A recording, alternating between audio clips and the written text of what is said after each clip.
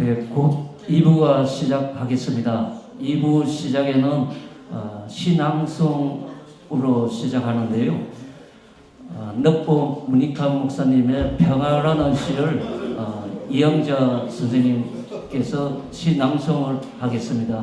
네, 부탁드립니다.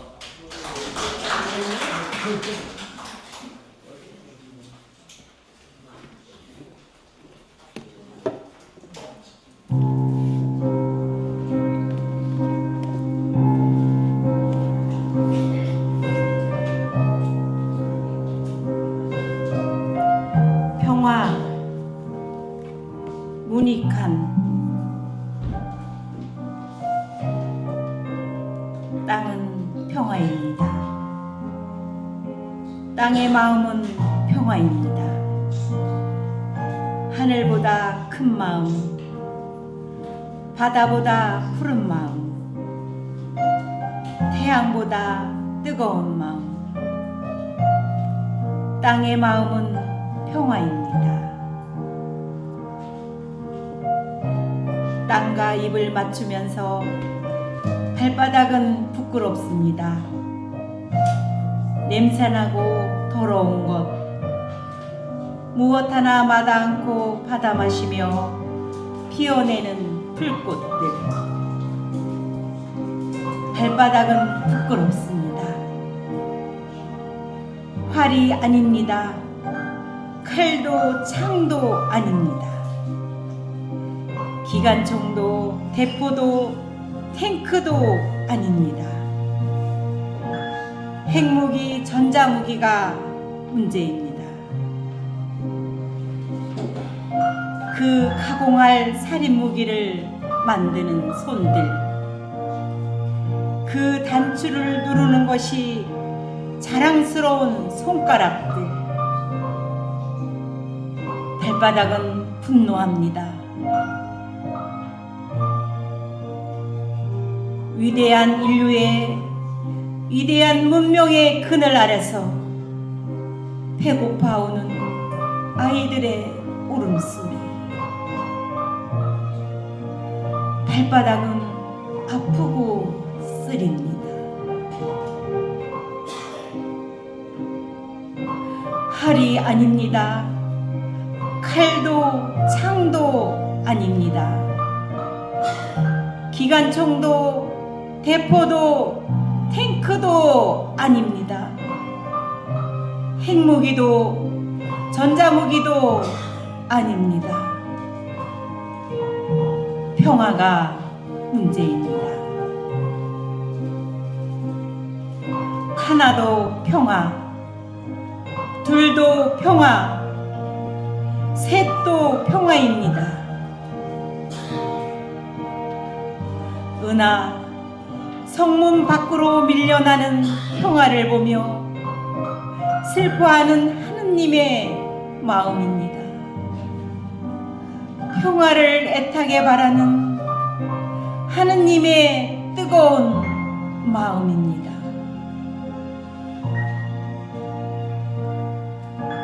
간절한 땅을 딛고 서서 발바닥은 불이 됩니다. 뜨거운 땅을 딛고 서서 발바닥은 불이 됩니다.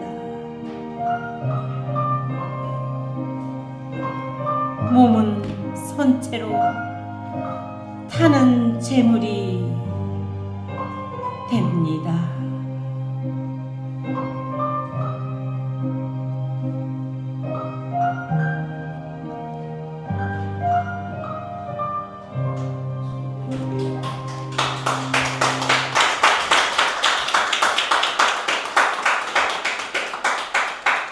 네, 이어서 순서를 좀 바꿔서 2부 기조 강연으로 들어가겠습니다. 2부 기조 강연은 이인영 국회의원님이 하시겠습니다. 뜨거운 박수로 부탁드립니다.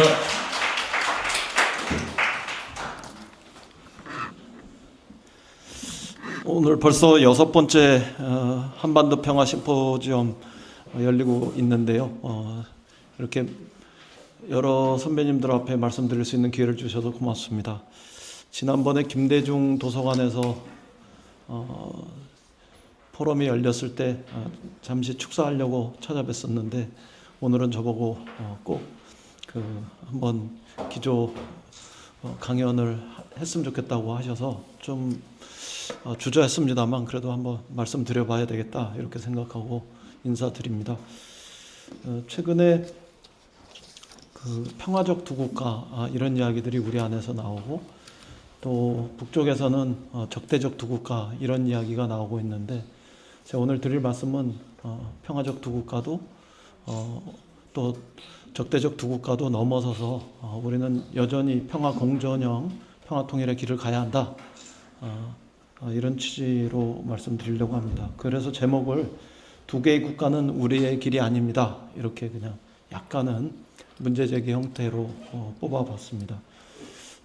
전제로 좀 감안하시고 들어봐 주시면 좋겠습니다. 거의 제가 책자에 있는 내용 그대로 말씀을 드려보겠습니다. 최근 두 개의 국가론을 주장하는 흐름들이 아주 종종 등장합니다. 북에서 이야기했던 교전 중인 두 개의 적국론은 물론이고 한국 사회 일각에서 대두하는 평화적 두 국가론도 대표적인 예입니다. 지난 3월 25일에는 제가 근무했던 통일부에서도 통일연구원과 공동주최로 학술회의를 했는데 이런 견해들을 집중적으로 조명한 바 있습니다. 물론 두 개의 표현과 의미는 굉장히 다릅니다. 실제로 적대적 두 국가와 평화적 두 국가는 다르죠. 당연히 북에서 주장하는 두 개의 적국 관계를 동의하는 분들은 거의 안 계실 겁니다. 평화적 두 국가론 역시 우리가 그 배경을 이해하는 측면들도 있습니다만 민족의 미래로 그대로 다 받아들이기에는 어렵습니다. 이 두 개의 국가론이 등장하면서 그 파장이 적지 않습니다. 두 개의 적국론이 장기화될 가능성이 크기 때문에 우선 평화적 두 국가론으로 우리의 진로를 개척해 나가자 이런 취지가 있는 것으로 보입니다. 그렇지만 평화적 두 국가 저는 평화적 분단론 어떤 의미에서는 종결적인 어떤 평화론 이런 것들은 이견이 생길 수밖에 없다 이렇게 생각합니다. 절박한 평화에 대한 강조라는 그 문제의식은 저도 충분히 이해합니다. 한반도 평화는 여전히 절대적인 그 명제이고요. 또 몇백 번을 또 몇천 번을 우리가 다시 생각해도 전쟁은 치명적 재앙일 수밖에 없기 때문입니다. 게다가 한반도의 전쟁은 핵의 공포를 동반할 가능성이 농후하기 때문입니다. 그러나 한반도에서 평화는 다시 찬찬히 생각해보면 통일과 별개로 만들어질 수는 없다고 저는 생각합니다. 유럽이나 여타 지역에서 평화 그 자체만을 강조하고 만들어도 충분한 것과 달리 한반도에서는 평화는 평화 그 자체만을 추구한다고 해서 평화를 만들 수도 또 이룰 수도 없다는 사실을 여전히 우리는 간과해서는 안 됩니다. 남북 사이에는 긴 세월 적대와 긴장과 대결이 있어 왔고 또 앞으로도 장기적인 대치 상태가 계속될 수 있기 때문에 평화는 매우 중요합니다. 그렇지만 동시에 현실적으로 통일이 전제되어야만 평화도 실현 가능하고 또 완전한 평화는 궁극적으로 통일을 통해서만 성취될 수 없다는 점을 우리는 명심해야 합니다. 통일이 완전한 평화라는 점은 뒤집어 생각하면 분단화의 평화는 늘 불완전할 수밖에 없다는 점과 연결됩니다. 심지어 일시적으로 평화가 만들어진다고 해도 분단 때문에 긴장이 조성되고 종종 퇴행할 수밖에 없다. 이런 점들이 우리가 다시 생각해 볼 대목입니다. 그래서 평화는 통일과 긴밀하게 관련되어 발전해야 합니다. 통일이라는 자기장에서 벗어나는 순간 평화는 우리의 기대대로 곧바로 오지만은 않을 것입니다. 뒤에서 다시 살펴보겠습니다. 당연히 전쟁을 불사하며 통일하는 것은 차라리 통일을 기약할 수 없는 먼 미래로 늦추는 것만 못할지도 모릅니다. 그러나 평화만을 취하고 할 수 있는 통일을 포기하는 것 또한 저는 온당하지 않다고 생각합니다. 평화를 먼저 만들어서 더 더 좋은 통일, 더 나은 통일을 준비하면 해결될 일이라고 생각하기 때문입니다. 이런 취지, 즉 선평화 후 통일론의 의미라면 평화적 두 국가론과 함께 공감대를 만들어 또 공동의 사업을 벌일 일도 그럴 영역도 꽤 있다고 봅니다.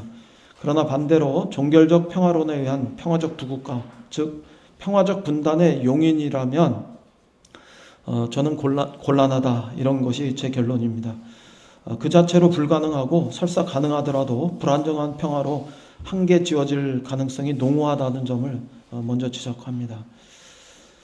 통일이라는 자기장을 걷어내면 북이 굳이 남북관계의 평화를 우선할 이유도 저는 적어 보입니다. 북의 두 개의 적공론은 통일하지 않겠다는 것뿐만 아니라 상당 기간 남북관계를 평화적으로 가져가지 않겠다는 뜻도 동반하고 있습니다.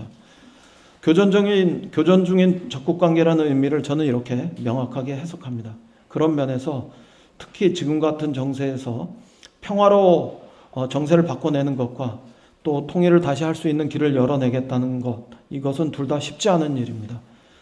둘 다 쉽지 않다면 기왕에 우리가 북을 변화시키려 노력하고 또 정세의 변화를 기다린다면 통일의 입장을 일관되게 견지하면서 평화를 만들어 나가는 것이 더 올바른 접근이겠다는 게 제 생각입니다.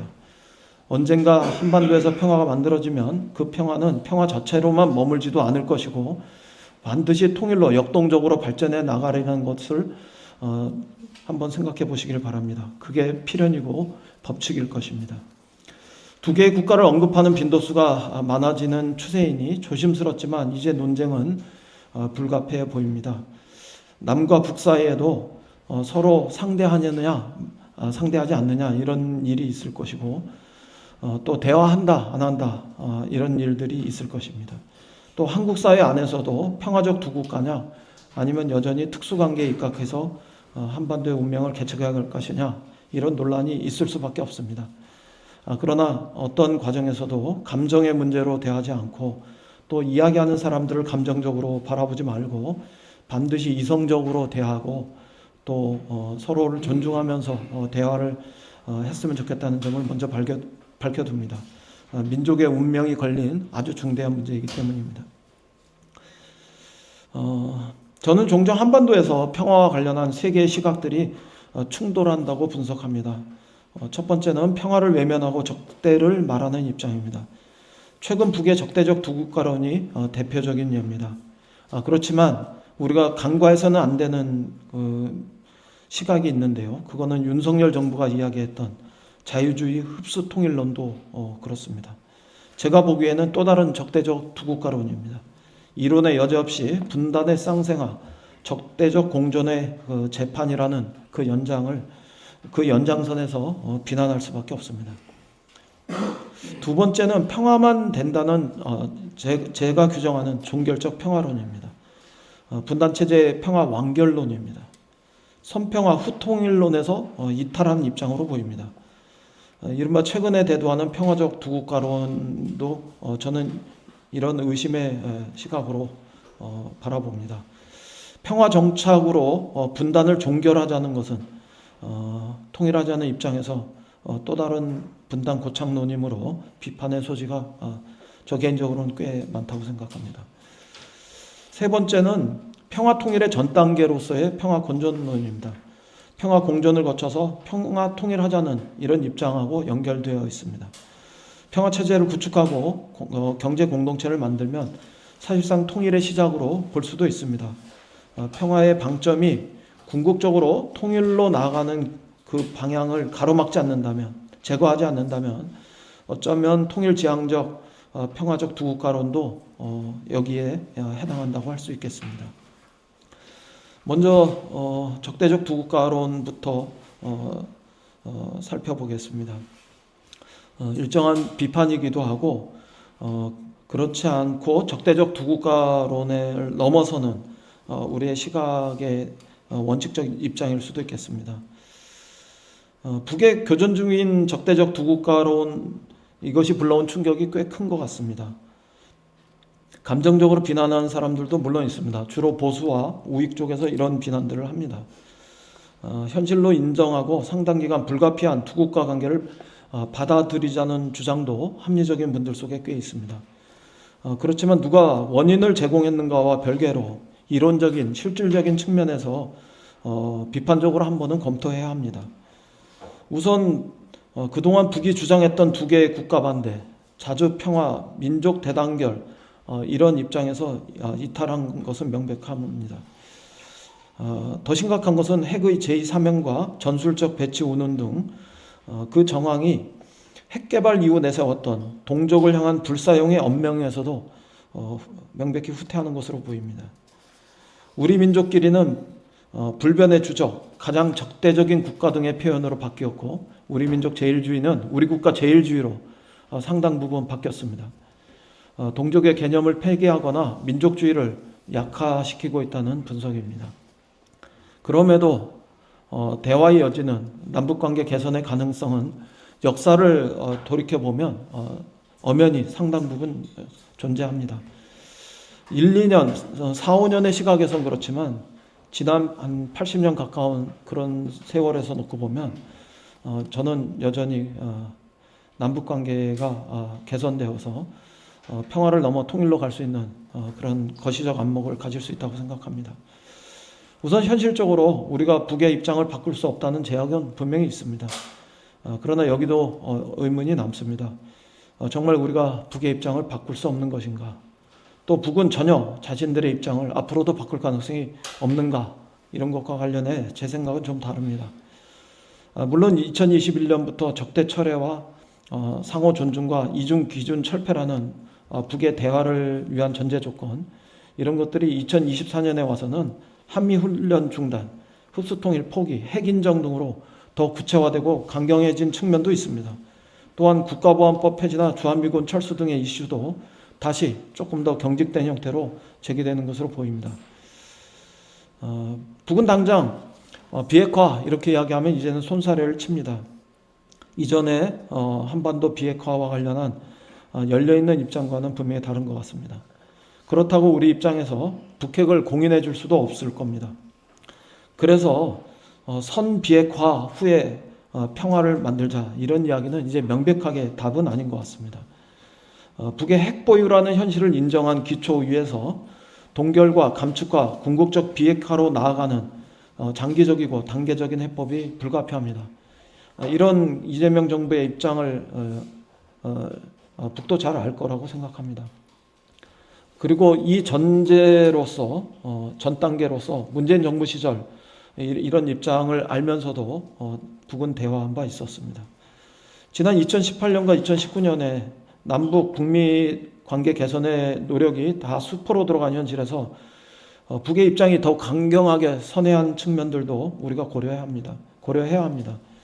4.27 판문점 그 선언과 평화의 봄, 그리고 2018년 6월 싱가포르 그 북미 회담, 정상회담, 그리고 2018년 9월 평양 회담과 9.19 군사 합의, 그리고 2019년 베트남에서의 어떤 북미 정상회담의 결렬, 이런 과정들을 생각해 보시면 아주 드라마틱하게 평화가 거조되었다. 또 통일의 가능성이 열렸다가 닫혔습니다. 이와 관련해서 북이 어떠한 그 내적인 정비 과정을 들어갔는지, 또 더 심하게 이야기하면 국가적인 수모와 체면의 손상, 이것으로부터 어떤 새로운 전략으로 전환하고 있는지, 이런 점들을 우리가 충분히 이해할 수 있는 측면들도 있습니다. 그렇지만 핵을 개발해 놓고도 대화와 협상에 임했던 2018년의 전례에 비춰서 절대로 핵 인정 없이는 일체의 대화가 완전히 불가능한 건 아니라, 이런 희망을 그래도 품어봅니다. 통일의 가능성을 완전히 닫아버리고 이제는 없다, 이렇게만 이야기할 수도 없을 거라고 생각합니다. 좀 더 다른 사례들도 거시적으로 돌아가면 많습니다. 1980년대 이전으로 거슬러 올라가면 북은 남북관계 개선의 전제 조건으로 민주정부 수립, 주한미군 철수, 연방제 통일 방안의 수용, 국가보안법 철폐 등의 매우 강하고 분명한 요구를 전면에 내걸기도 했습니다. 그러나 어떤 이슈는 시간이 지나면서 자연스럽게 해소되었고 또 어떤 이슈는 여전히 쟁점으로 남아있을 수 있습니다. 민주정부 수립은 명백히 해결된 문제라고 생각합니다. 연방제 통일 방안의 수용도 김대중 대통령과 김정일 위원장의 정상회담의 과정에서 어느 정도 접점, 절충점들을 만들면서 접근 가능성들을 열었다고 생각합니다. 주한미군 철수, 이건 뒤에 제가 다시 살펴볼 문제이기 때문에 남겨두겠습니다. 국가보안법 철폐, 이것도 한국 사회에서 그렇게 먼 일만은 아닐 거라고 저는 생각합니다. 우리의 민주주의가 더 높은 수준으로 진전되면 어느 시점에선가 이 문제도 해결될 거라고 생각합니다. 그러나 그렇게 먼 시간은 아니라고 생각합니다. 지금보다 훨씬 험악한 조건에서도 남과 북은 대화하고 관계 개선을 시도한 바 있었습니다. 그리고 그때 통일의 문을 닫은 바 없습니다. 지금보다 더 격렬했던 대치 상황을 겪으면서도 이뤄냈던 진전들이었습니다. 선배님들 다 기억하실 겁니다. 울진 삼척 지구 사태나 김신조 사태 이후에 7.4 남북공동성명을, 아웅산 사태 이후에 이른바 비밀 특사 교환을, 그리고 세계 질서 변화에 조응하면서 군사 독재의 마지막이었던 노태우 정권 하에서도 끝내 남북 기본 합의서를 만들어 온 과정들이 있었습니다. 저는 지금보다도 훨씬 더 험악한 시절이었다고 기억합니다. 북이 내거는 조건들을 남의 현실 속에서 다 받아줄 수도 없습니다. 그렇지만 우리 스스로 판단할 때 이미 북이 내거는 전제 조건들이 우리 스스로가 선택하지 않은 이런 것들도 꽤 있습니다. 흡수 통일, 이건 우리도 원하지 않습니다. 독일의 사례에 비춰 통일 비용도 만만치 않고 통일 이후 사회적 갈등의 통합이 그렇게 호락호락하지도 않습니다. 합리적으로 생각해 보면 당연히 우리 스스로가 이미 북의 정권 붕괴를 원하지도 않습니다. 북의 불안정성이 한반도 전체의 불안정성을 증대시켜서 어느 누구에게도 도움이 되지 않을 것이다, 이렇게 생각하기 때문입니다. 이 글에는 쓰지 않았습니다만 북의 체제 붕괴 상황이, 급변 상황이 온다고 해서 그게 반드시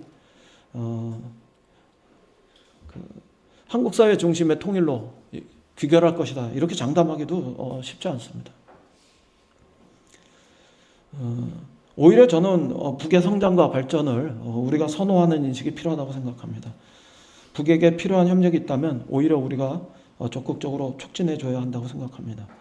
통일 비용을 생각하면 어느 정도는 북의 경제력도 발전해 있는 것이 좋다는 판단이 합리적이기 때문입니다. 그게 막대한 출혈을 피하고 통일로 나아가는 지혜로운 접근입니다. 이거는 꼭 진보적인 입장만은 아닐 거라고 생각합니다. 다른 이야기도 좀 해보겠습니다. 군사훈련의 중단이나 연기, 이런 것들도 저는 가능해야 한다고 생각합니다. 어쩌면 조만간 가능할지도 모르겠습니다. 실제로 2018년처럼 대화의 시기에는 군사훈련을 중단하고 평화를 만들기도 했습니다.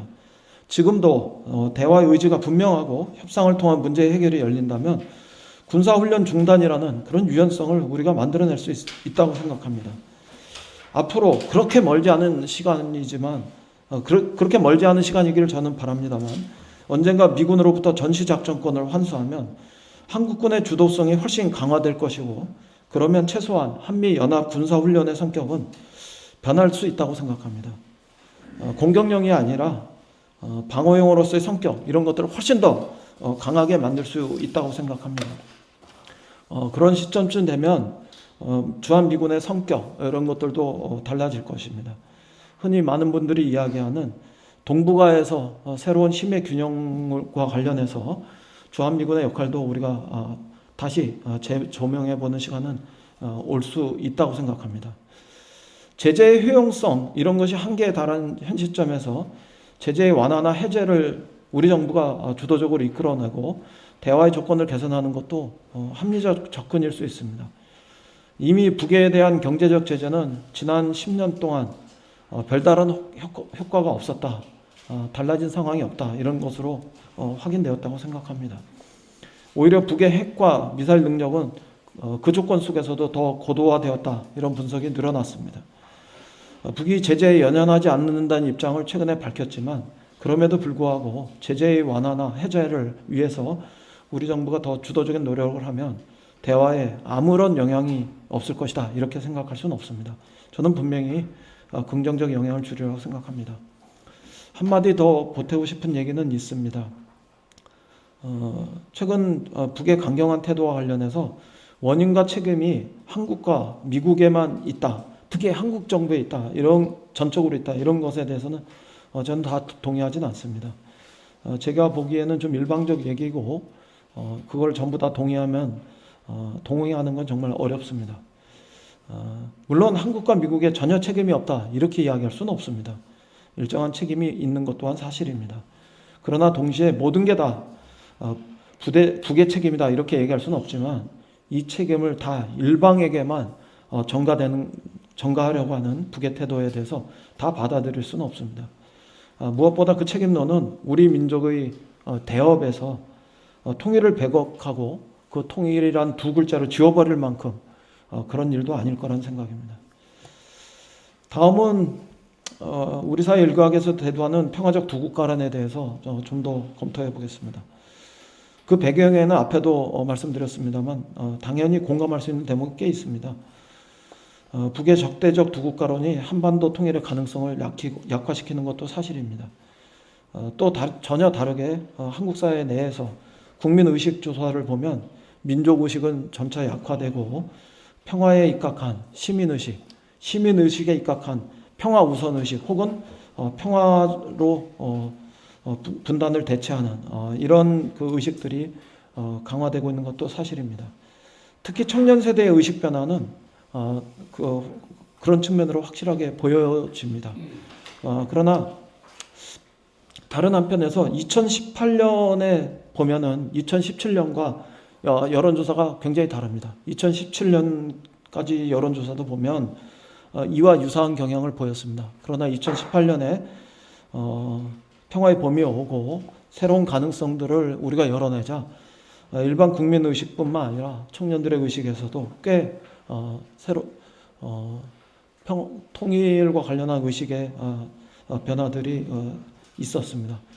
이른바 오차 범위 밖에서 그런 변화들은 있었습니다. 또 다른 한편에선 독일 통일에 대한 그 교훈들을 살펴보는 과정에서 적어도 준비 안 된 급격한 통일 이런 것들은 피하는 게 좋겠다 이렇게 생각하고 그럴 바에는 꽤 오랜 기간 그냥 평화로 가자, 통일은 완전히 뒤로 나중에 문제로 돌리자 이런 생각들도 좀 늘었던 것 같습니다. 그런 빈자리에 그 대신에 사이좋은 이웃국가론이나 평화만을 우선하자는 이야기 이런 것들이 평화적 두 국가론으로 나왔습니다. 제 기억에는 물론 1980년도 평화운동이나 통일운동을 했던 사람들 속에서도 이런 주장을 했던 분들은 있습니다. 통일 대신 평화로 한정하자 이렇게 이야기했던 분들은 여전히 있고 어떤 의미에서는 그분들의 주장이 지금 더 설득력을 확대한 것으로 볼 수도 있을 것 같습니다. 그런데 민족 공동체 통일 방안은 원래 국가 연합 단계를 상정하고 있고 두 국가 단계, 즉 남북 정권의 실체를 상호 인정하면서 평화적으로 공존하는 과정을 보장하고 있기 때문에 두 국가 상태 그 자체를 인정하는 것이 저는 본질적으로 나쁘다고 생각하진 않습니다. 다만 그것이 통일로 가는 과정에서 한 단계에서 이른바 국가 연합 형태로 이렇게 공존하는 것일 때 여전히 더 올바르다 이렇게 생각합니다. 제가 계속 이런 말씀을 드리는 것은 완결적 평화 구조라는 것이 두 국가의 고착, 분단 상태의 평화적 고착 이런 것이라면은 문제라는 이야기입니다. 한마디로 평화적 분단론이고 평화적 분단의 또 다른 말은 영구 분단입니다. 이 영구 분단이라는 점은 여전히 저는 큰 문제로 보입니다. 우선 이론적 측면에서 문제점을 지적해 보겠습니다. 현실적으로 특수관계론, 이른바 1990년 이후에 남북 관계를 특수관계론으로 규정해 왔던 이런 부분들을 저는 상당히 뿌리채 흔드는 이런 이야기일 수 있다고 생각합니다.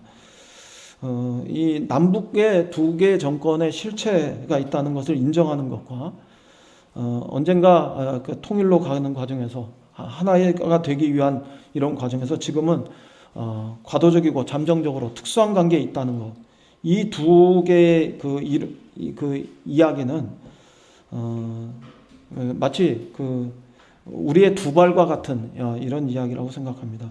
하나의 기둥을 뽑아내면 두 개의 기둥과 같은데 하나의 기둥을 뽑아내면 지붕이 무너지듯이 특수관계론을 배제하는 것은 남북관계에 돌이킬 수 없는 치명적 손실로 귀결될 거다, 이런 걱정이 있습니다.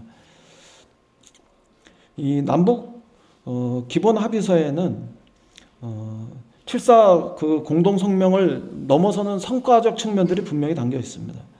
그리고 그 이후에 우리가 이루었던 대부분의 남북관계의 진전, 이런 것들은 특수관계론에 입각해서 디자인된 것이고 실제로 이루어진 것이었다고 해도 과언이 아닙니다. 다시 말하면 이 특수관계론을 부정해버리면 우리의 그동안의 성과, 이런 것들을 다 허물어뜨려야지만 한다고 생각합니다. 무위로 돌려야 한다고 생각합니다. 이미 그렇게 다 무위로 돌아갔다, 이렇게 얘기하는 분들도 있겠습니다만 저는 그건 굉장히 과도한 인식이다, 이렇게 생각합니다. 저는 남북관계는 여전히 두 발로 달려야 한다고 생각합니다. 남북 간의 실체를 인정하는 것과 언젠가 하나가 될 잠정적이고 과도적인 특수한 관계라는 이 두 발로 달려야 합니다. 마라톤을 달리면서 한쪽 발로만 뛰는 것은 저는 불가능하다고 생각합니다. 한반도 통일은 그렇게 장기적인 달리기고 마라톤과 같이 저 10m, 20m 이렇게 달릴 수 있는 이런 거라고 생각하지 않습니다. 심지어는 평화를 만드는 것도 10m, 20m를 달리는 거라고 생각하지 않습니다. 평화를 만드는 것도 최소한 10,000m 이상 이렇게 달리는 것으로 생각해야 되고, 그거를 한 발로만 뛸 수 있다고 생각하는 건 거의 불가능합니다. 한반도 통일에 대한 배타적 권리는 국제사회에서 두 개의 국가로 인정받는 것 이상으로 존중받아온 일입니다. 그렇기 때문에 우리가 올림픽에서 단일팀으로 출전하면, 아시안게임에 단일팀으로 출전하면 박수 받았지 비난받은 적이 없습니다. 또 WTO 등의 국제무역무대에서 우리가 FTA를 체결해 갈 때 민족 내부 거래라는 남북관계 특수성에 입각해서 할 때 원산지 예외 규정들도 부분적이지만 적용받은 사례들이 있습니다. 아마 EU와 싱가포르 등이 그랬을 겁니다. 그런 데하고 FTA 체결할 때가. 사실 언젠가 남북관계가 민족 내부의 거래들이 많아지면 거기서 얻을 수 있는 유익들은 훨씬 더 늘어날 거라고 생각합니다. 이런 점들은 남북관계 특수성에 대한 국제사회의 특별한 수용이라는 실질적 유익의 측면들입니다. 두 국가론이 이러한 그 긍정성들을 훼손하고, 그리고 잠재적인 우리의 힘, 이런 것들을 약화시킨다면 대한민국 미래에는 큰 손실로 올 것입니다. 결과적으로 유익함이 적은 주장이다, 저는 그렇게 생각합니다. 통일을 전제하지 않은 상태 속에서는 실제 평화도 불확실한 점은 제가 앞에서 지적했습니다. 이렇게 만들어서는 안 되지 않겠습니까? 북이 남북 간의 평화를 우선할지도 미지수고, 과장해서 단장하면 우리 스스로가 먼저 반쪽 평화론으로 스스로 자초해서 나가는 셈이 되는 것이 과연 지혜로운지 이렇게 반문합니다. 실제로 제가 우려하는 점은 다음과 같습니다. 남북 긴장이 북의 대미 대일 레버리지로 사용되면 남북 평화는 더 요원해지거나 불안정한 상태로 전락할 수도 있습니다. 북이 이야기하는 신냉전 구도, 이런 것들이 조성될 때 과연 우리가 한국 사회에서 기대하는 대로 한반도 평화가 적대적이라는 꼬리만 떼고 두 국가를 인정한다고 해서 평화적으로 바뀔 거냐, 이런 것에 대해서 의문이 많습니다. 평화에서 통일의 꼬리표를 떼어난다고 해서 평화가 쉬워지는 건 절대 아니라고 생각합니다. 여전히 통일의 자기장 안에서 평화가 강제되고 더 빠르게 우선적으로 실현될 수 있을 것이라는 게 제 생각입니다. 실제로 아직도 두 국가로 고착될지 이 정세가 저는 좀 불투명하다고 생각합니다. 저는 좀 더 유동적이고 가변성이 아직 남아있다 이렇게 생각합니다. 북이 과거에는 사용한 적 없는 두 국가론을 이야기하거나 핵의 제2사명, 핵 완종론, 대남 전술핵 사용 가능성 이런 것들을 내비치는 것은 일시적인 충동은 분명히 아닙니다. 최소한 전략적 행동이라고 이렇게 우리가 봐야 합니다. 그래서 단기간에 하루 이틀 사이에 한두 달 사이에 1, 2년 사이에 쉽게 변하기 어렵다 이렇게 생각하고 대처하는 것이 맞을 수도 있다고 생각합니다. 조국 통일 관련 기구를 정리하고 헌법에서 그 문구를 지우려는 시도 등 이런 것들이 분명히 우리한테 난관을 조성하는 것도 사실입니다. 최근 9차 당대 이후에 이어지는 북의 일련의 조치들 이런 걸 봐도 그럴 가능성이 있습니다. 러시아 우크라이나 전쟁이나 미중 패권 경쟁이나 북러 밀착이나 북중 관계 개선이나 신냉전 구도 이런 것들이 전반적으로 국제 질서도 한반도 통일에 부정적 영향을 주는 원심력으로 작용할 것이다. 이렇게 판단할 여지도 상당하다고 저도 인정합니다. 그러나 남쪽에서 정권 교체가 되었고 지금 상태로는 다음 정권 재창출 이런 것들을 할 가능성이 훨씬 높고 이런 중장기적인 과정으로 이렇게 바라보면 5년, 10년 이렇게 지나면은 우리의 기대 정도는 또 달라질 거라고 생각합니다.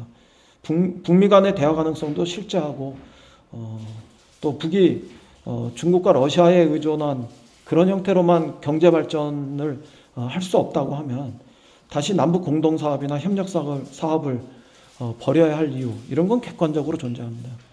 지금 북이 집 짓는 거, 식량 증산하는 거, 군사무기 고도화하는 거 이런 데서 나름대로 성과를 냈다고는 하지만 전반적으로 산업화 과정, 흔히 우리가 경험했던 공업화 과정 이런 부분들로 더 발전해 나가야 하는 것은 분명합니다.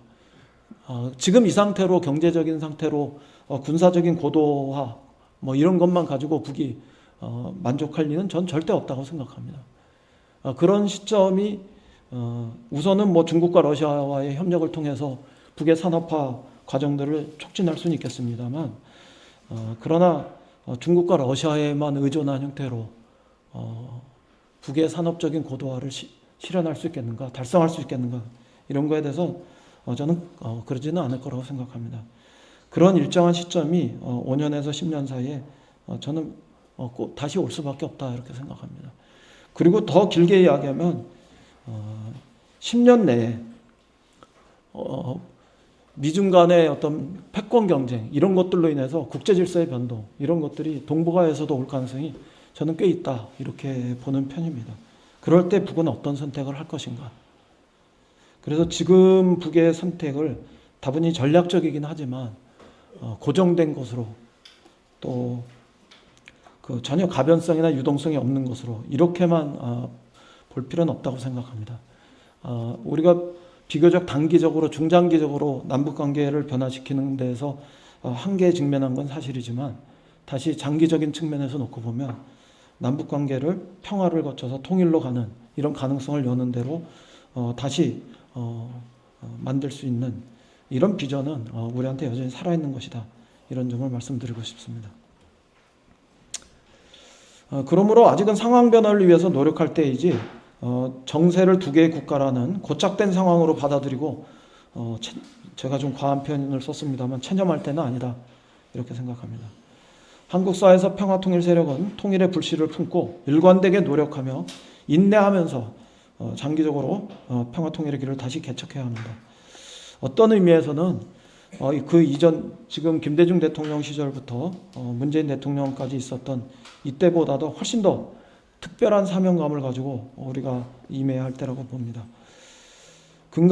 이명박 정부는 금강산을 막았고 박근혜 정부는 개성공단을 닫았고 윤석열 정부는 9.19 군사합의를 지워버렸는데 어쩌면 우리는 통일의 길을 스스로 닫고 있는 것은 아닌지 두려운 마음으로 다시 생각할 때다, 이렇게 말씀드립니다. 평화 통일을 위한 평화론, 새로운 평화론, 이런 것에 대해서 말씀드려 보겠습니다. 저는 이걸 평화공존의 통일방안론 이런 것으로 이야기를 합니다. 연합국가나 연방제 통일보다 더 긴 시간을 남북 간의 정치군사적 자결권이 거의 완벽하게 보장되도록 하면서도 궁극적으로 통일의 가능성을 열어두는 평화공존형 통일방안, 이런 것들을 우리가 모색할 수 있다고 생각합니다. 앞에 잠깐 말씀드렸습니다만 김대중 대통령과 김정일 위원장이 연방제의 낮은 수준과 국가연합의 높은 수준은 서로 공통점이 있다, 이런 것들을 남북 정상 간에 합의한 바 있었습니다. 실제로 기록이나 그 이외 북의 어떤 정책적인 어떤 선언, 이런 과정에서 그런 모습들이 있었고요.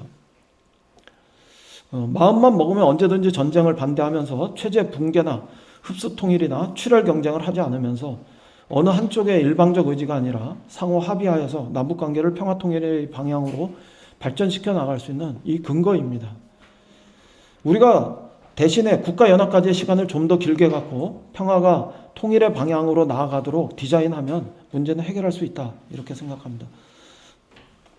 낮은 수준의 연방제나 높은 수준의 국가연합은 아니더라도 국가연합의 낮은 수준에서 경제 공동체의 성격을 착실히 발전시켜 나가는 방안, 이런 것들에 대해서 우리가 그냥 맞는 소리가 아니라 우리가 실천 가능하고 실현 가능한 형태로 구체화하는 이런 과정이 오히려 필요하다, 이렇게 생각합니다. 유럽 경제 공동체가 유럽 연합으로 발전하는 이 과정들, 유럽 통합의 초기 과정을 우리가 적극적으로 참고해서 만들면 된다, 이런 생각입니다. 그보다 더 좋게 만들 수 있습니다. 경제부터 실사구시적으로 통합해 나갈 수 있고, 구체적으로 교류와 협력과 투자를 촉진하는 단계, 산업과 자원의 연합을 시도하는 단계, 또 시장과 화폐 공유를 시작하는 단계, 그리고 재정의 통합과 정치적 통합을 아주 장기적으로 한 20-30년 후에 밟아나가는 경로, 이런 걸 설계하면 할 수 있다, 이렇게 생각합니다. 남은 대외적으로는 평화협력형의 시장경제로, 또 대내적으로는 사회통합형 시장경제를 운영하고, 북은 흔히 이야기하는 북한식 사회주의 시장경제로 이행하면 남북 간의 상호 경제체제의 접근성이 형성되어서 경제 공동체로서의 성격, 이런 것들을 저는 실제로 더 강화할 수 있다, 이렇게 생각합니다. 제가 주목하는 독일 통일의 교훈 중에 하나가, 많은 분들이 잘 그 점에 주목하지 않으시는데, 저는 독일의 시장경제체제가 사회적 시장경제체제였다는 점에 꽤 주목합니다. 그냥 미국식 그 시장경제나 그냥 자유시장경제 이런 것과는 좀 다르게 사회적 시장경제였던 점이 동독과의 그 통일 과정에서 통일 이후에 사회적 통합 과정에서 꽤 장점으로 작용했었다, 이런 점들을 다른 측면에서 전 주목합니다. 그런 점에서 한국 사회가 내적으로는 사회통합형 시장경제를 운영하고 그 남과 북의 관계 속에서는 아주 적극적인 평화협력형 시장경제를 추진한다면 북이 언젠가 사회주의 시장경제로 이양하고, 설사 북이 사회주의 시장경제가 아니더라도 그들 내부의 대외적인 개방과 시장경제 요소, 이걸 지금보다 조금 확대하면 장기적으로 저는 한반도 경제 공동체의 성격, 이런 것들을 마찬가지로 만들어낼 가능성이 높아진다, 이렇게 봅니다. 연방국가나 연합국가는 아니더라도 일종의 경제 공동체를 수립하는 건데요. 남북의 정부를 좀 더 긴 시간을 가지고 자기 완결적 수준에서 운영하되 1차적으로 최소한의 정치적 협의가 가능하고, 대외관계, 특히 스포츠, 문화, 경제적으로 공동의 이익을 추구할 수 있는 그런 방안입니다. 어찌 보면 경제와 일상의 통일로부터 단계적으로 통일을 점진적으로 추진해 갈 수 있는 방안입니다. 그렇지만 이것은 단지 교류나 하고 왕복이나 하는 것, 그래서 일상적인 생활 수준에서 통일이 이루어졌다, 이렇게 이야기하는 것은 분명히 넘어서는 일입니다. 유럽연합은 생겐 조약을 넘어서요. 실제로 그런 경제 공동체를 먼저 만들면서 지금으로 왔습니다. 우리는 유럽연합보다도 더 낮게, 더 하나가 될 수 있는 길을 찾을 수 있고, 그럴 수 있는 민족적인 역사적 조건이 훨씬 더 충분하다, 이렇게 봅니다. 당연히 일엔 순서가 있습니다. 평화를 만들어야 공동 번영을 이룩하고 통일도 가능합니다. 그렇지만 반복적으로 강조하지만 통일의 좌표를 놓치지 말아야 평화도 확고해집니다. 평화가 필수지만 통일의 몫을 다 대체할 수 없다, 이런 점을 강조합니다. 당연히 두 개의 적국 관계가 아닌 평화적 두 국가 관계를 만드는 게 우선 시급해 보일 수도 있습니다. 그렇지만 다시 강조하지만 평화 그 자체가 쉬워 보여도 통일할 일이 없으면 그 평화조차도 결코 만만한 일은 아닙니다. 통일 없는 평화는 반쪽 평화이기 때문에 평화만으로 늘 불안하고 흔들릴 것이라는 점도 다시 강조합니다. 최근 다시 한반도에서 정치 군사적 평화의 중요성이 강조됩니다. 당장 9.19 군사합의가 작동되는 것과 그렇지 않은 것의 차이가 크게 나타났습니다.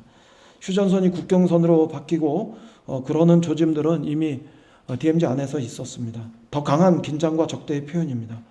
그래서 우리 정부 들어서 이재명 정부가 확성기 방송 중단하고 전단살포를 제재하는 것, 이것만으로도 작은 평화가 돋보입니다. 그러나 그렇다고 평화만 만들면 될 일은 아닙니다.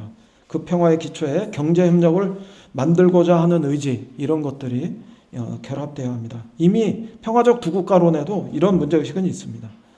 그렇다면 경제협력이 만들어낼 경제 공동체를, 또 그 경제 공동체를 통한 통일로의 역동적 가능성 역시 결코 과소평가해서는 안 됩니다. 경제협력이 강화되면 역으로 정치 군사적 위협을 더 약화시키고 평화를 더 공고히 만들겠지만 동시에 통일로의 가능성을 다시 열게 될 수도 있습니다. 안보와 경제의 교환이 아니라 안보 대 안보로 다시 우리 전략을 수정해야 한다, 이렇게 이야기하는 사람들이 있는데, 평화에서 멈추고 통일의 길을 봉쇄하는 것이 아니길 정말 바랍니다. 여전히 경제만 통일로 가는 길에서 결정적 도움이 되는 것은 아니겠지만, 평화를 넘어 통일로 가는 길에서 이 경제가 꽤 중대하고 역동적인 필요한 조건으로 작용할 것이다, 이런 점들을 배격해서는 안 되겠습니다. 그 길을 완결적 평화 구조론으로 이야기한다면 저는 여기서 조금 그런데요, 좀 반대한다, 이런 점을 말씀드립니다. 좀 글을 제가 좀 잘못 썼네요. 80년대 통일운동하면서 두 가지 비판을 제가 입에 담고 살았던 사람입니다. 하나는 국가의 반쪽이라는 반국주의, 또 하나는 개량주의입니다. 통일을 뒤로 하고 평화만 우선 얘기하면 반국주의로 제가 이야기했고, 정치 군사적 문제의 즉각 해결이나 이런 걸 없이 경제나 기능의 문제, 또 단계의 문제로만 접근하면 개량주의라고 제가 비판했었습니다.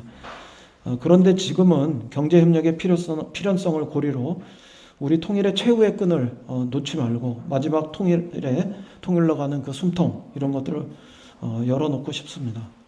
경제협력이 거듭될수록 평화의 물질적 기반, 이런 건 더 단단해질 수 있고, 그 평화를 통한 평화의 선체험, 좋은 체험, 먼저 체험, 이런 것들이 통일의 수용성을 증가시키고 그 경제협력을 통해 공동 번영의 문을 열어내는 것이 통일에 대해서 비용 문제 등등으로 인해 가지고 조심스러워하거나 부정적인 사람들에게 새로운 통일로 갈 수 있는 합리적 지혜다, 이런 인식을 할 수 있도록 바꿀 것이라고 생각하기 때문입니다. 그래서 성급하게 종결적인 그 평화론에 기반한 평화적 두국가론, 이런 것으로 가기보다는 또 완결적인 평화 구조로서 평화적인 분단론, 이런 것들을 받아들이기보다는 평화 공존형의 평화 통일 방안, 이런 것들을 여전히 추구하는 게 좋겠다, 이런 말씀을 드립니다. 그 나머지 이야기는 앞에서 제가 조금 부연 설명하는 과정에서 대체로 다 포함한 이야기이기 때문에 대부분 건너뛰어도 될 것 같습니다. 발표를 마치면서 그래도 한 가지만 말씀드립니다. 첫째, 둘째, 셋째 얘기는 다 건너뛰고 민간과 지자체의 역할을 높이는 방향에서 평화든 통일이든 우리가 새롭게 접근해 봤으면 좋겠습니다. 바로 중앙정부 간의 평화나 통일을 향한 대화, 협상 이런 것들이 시작될 가능성이 적다면 이번 지방선거의 과정에서 지방정부들이 좀 더 평화나 통일과 관련한 남북관계 개선의 의지들 이런 것들을 밝히고 또 민간과 협력하면서 이런 좀 중앙정부보다는 앞서서 남북관계 개선을 개선하는 마중물 역할들을 좀 더 했으면 좋겠다 이런 생각이 듭니다. 오늘 한반도 평화 심포지움 6번째 시간에 약간은 제가 그 무거운 주제로 문제 제기를 해봅니다. 한번 생각해 보시고 언제든지 다시 함께 토론할 수 있는 기회를 가질 수 있길 바랍니다. 감사합니다. 기조 관련해 주신 이인영 국회의원님에게 또 오늘 이 장소를 이렇게 같이 공동 주최해 주시어 여기 같이 사용하게 되었습니다. 다시 한번 뜨거운 박수 부탁드립니다.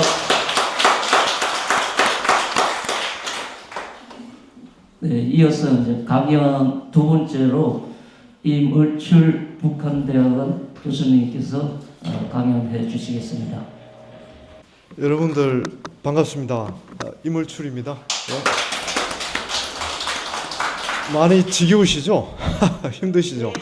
우리 문장열 교수님이 아까 화장실에서 야 이거 2시부터 한 3시간 이상을 앉아 있었더니 정말 고역이라는 말씀을 주셨는데 저는 하여튼 좀 효율적인 시간을 잘 사용해서 가능하면 마침 순서를 잘 바꾼 것 같아요. 우리 이은영 의원님께서 어떻게 보면 뭐 제가 그 좀 얘기하고 싶은 뭐 그런 또 말씀들도 잘 또 정리해 주신 것 같아서 저는 여러분들한테 조금 눈과 귀를 좀 즐겁게 하는데 좀 시간을 활용하겠습니다. 제가 준비한 이 파워포인트들은 이제 진짜 북한이 지금 어떻게 변화하고 있는지, 그죠? 우리가 이제 앞으로 뭐 평화나 통일 전략을 어떻게 가져갈 것인지에 대한 논의는 충분히 한 것 같아서요. 저는 북한의 변화, 그죠? 북한의 변화들을 중점적으로 여러분들에게 설명을 해드리는 시간을 갖도록 하겠습니다. 그래서 굉장히 유용한 정보니까요. 남은 시간 잘 활용하시기를 바랍니다. 우리가 저도 이제 33년째 북한을 연구를 하고 있는데 뭐 평화 통일 전략 좋죠. 좋은데 지금 저는 지금도 주장하는 게 아직 우리는 북한을 제대로 이해 못하고 있다고 저는 늘 얘기를 합니다. 33년을 연구를 했고 매일 아침 노동신문을 분석하면서도 야 북한 정말 어렵다 그렇게 저는 생각을 합니다. 그래서 정말 우리가 실효적인 정말 제대로 된 이 통일 전략, 이 평화 전략을 만들려면 끊임없이 북한의 실체를 제대로 바라보고 또 제대로 평가하는 노력을 게을리해서는 안 된다고 생각합니다. 그런 입장에서 가능하면 북한이 지금 뭘 생각하고 도대체 김정은이라는 사람이 북한을 어떤 방향으로 지금 이끌어 가려고 하고 이런 변화하고 있는 대내외 정세에 대해서 어떻게 지금 살아남으려고 하고 뭐 그런 것들을 중심으로 설명하고 정책이나 뭐 전략과 관련된 내용은 우리 훌륭한 저보다 훨씬 훌륭한 문장열 교수님의 토론으로 대체하도록 그렇게 하겠습니다. 그래서 제가 약속합니다. 30분까지만 딱 설명하고 제 발표는 끝내도록 그렇게 하겠습니다. 자, 이 넘어가고요. 이제 우리가 이제 북한을 많은 분들이 너무 쉽게 얘기한다고 저는 늘 강조를 하는데 이 당대는 정말 중요합니다. 제가 그 지난 2021년 8차 당대를 그 보고 정말 이 사람들이 5년 동안 당대에서 토론하고 결정한 내용들을 얼마나 진정성을 가지고 실행하고 있는지를 저는 계속 지켜보고 또 최근에 그걸 평가를 했습니다. 평가했는데 이 사람들은 당대에서 결정한 것은 김정은조차도, 최고 지도자 김정은조차도 당대의 결정사항은 쉽게 바꾸지를 못합니다. 그러니까 예를 들어서 당대에서 어떤 사항을 결정하면 5년 동안, 이 당대가 5년 단위로 열리는데 5년 동안은 오직 당대에서 결정한 사항을 관철하는데 모든 에너지를 집중하는 겁니다. 여러분 잘 아시지만 북한은 당이 국가를 지도하는 체제입니다. 그 당은 누가 지도하느냐? 수령이 지도를 하는 겁니다. 그래서 수령 당 국가 체제가 북한의 체제입니다. 이 삼위일체가 너무나 정교하게 돌아가기 때문에 만약에 이 논리에 모순이 생기거나 또는 이 정책을 왔다 갔다 어떻게 보면 상황이 이렇게 변했으니까 그 상황을 핑계 삼아서 그 정책 당대에서 결정한 상황을 다르게 바꾸거나 이런 식으로 해버리면 이 북한 체제는 정상적으로 작동할 수가 없습니다. 이런 체제는 굉장히 큰 장점이자 굉장히 큰 약점입니다. 한번 결정한 사항을 쉽게 바꾸기가 굉장히 어려운 체제입니다. 이 시스템을 이해 못하면 북한을 제대로 이해한다고 할 수가 없는 겁니다. 그러니까 이 수령 당 국가 체제를 이해해야만이 북한을 제대로 이해할 수 있고 제대로 된 대응을 할 수 있다는 게 제 주장입니다. 자, 그런 면에서 이걸 당대가 굉장히 중요하다는 말씀을 드리고요. 자, 지난 5년 동안을 이 사람들이 자체적으로 평가를 했습니다.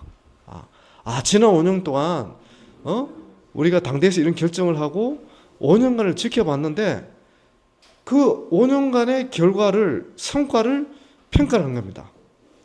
자, 그럼 우리 전문가들은 북한이 이렇게 5년 동안의 성과를 평가한 걸 또 평가를 합니다. 그래서 이 평가가 얼마나 합리적인 평가냐, 이걸 또 저희들은 평가를 합니다. 물론 모순도 있고 약간 과장한 측면도 있습니다. 그럼에도 불구하고 김정은 체제의 그러니까 자체적인 이 성과에 대한 평가는 그래도 상당히 합리적이다. 합리적인 평가를 하고 있다. 그렇게 또 저희들은 이렇게 북한 연구자들은 또 그렇게 또 재평가를 해줍니다. 자, 지난 5년 동안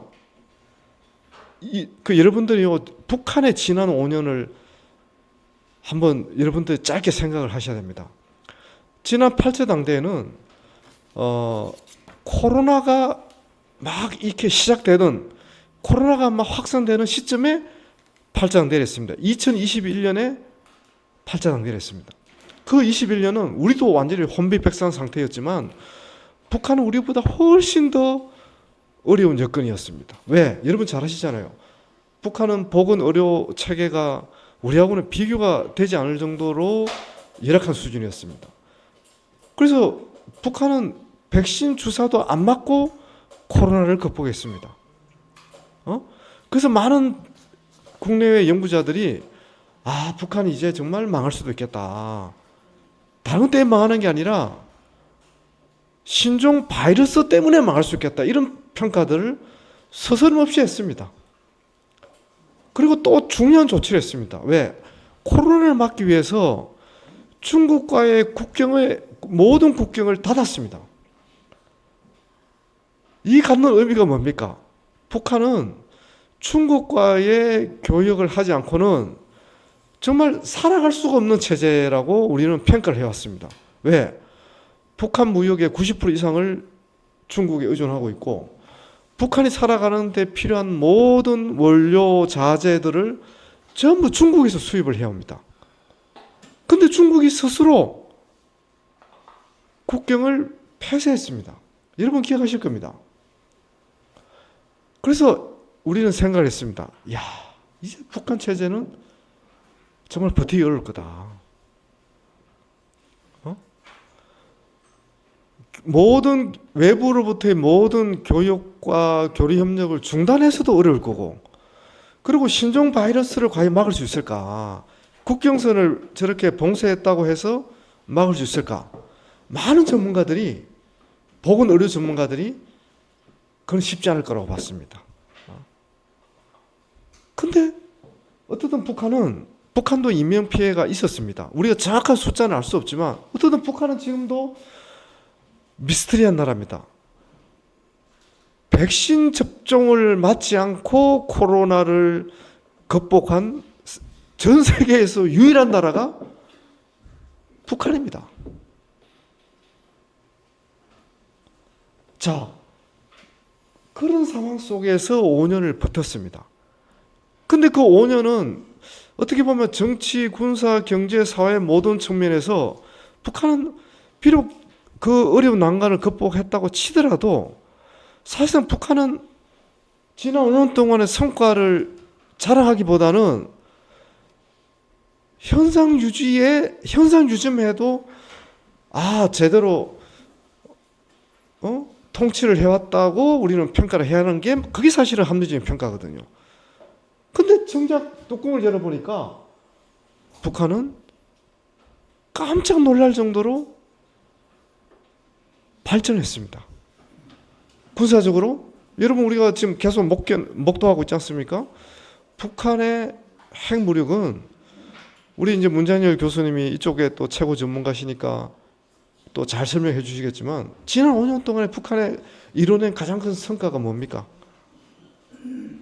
핵무력의 고도화입니다. 제가 좀 짧게 핵무력의 고도화라는 표현만 쓰지만 핵무력의 고도화는 첨단 과학 기술의 사실은 결과물입니다. 그리고 또 중요한 것은 북한이 얘기하는 것은 자강력이라는 겁니다. 자강력.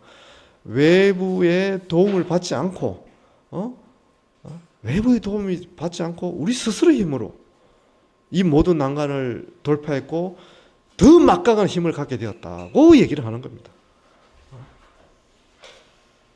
자, 그래서 이제 우리는 사회주의 강국. 그래서 지금 북한이 이번에 9차 당대회에서 표현한 단어 중에 우리가 주목할 만한 거는요, 공산주의 복지국가, 공산주의 시책이라는 표현을 씁니다. 그리고 공산주의가 뭡니까? 모두가 잘 먹고 잘 사는, 모두가 잘 먹고 잘 사는 복지국가를 얘기하는 거잖아요. 그게 이상이기 때문에 아무도 우리가 공산주의를 실현을 못한 거 아닙니까? 그 공산주의보다 낮은 단계가 사회주의인데 북한은 이제는 사회주의, 거의 공산주의에 버금가는 모두가 골고루 잘 먹고 잘 사는 복지국가를 만들겠다는 겁니다.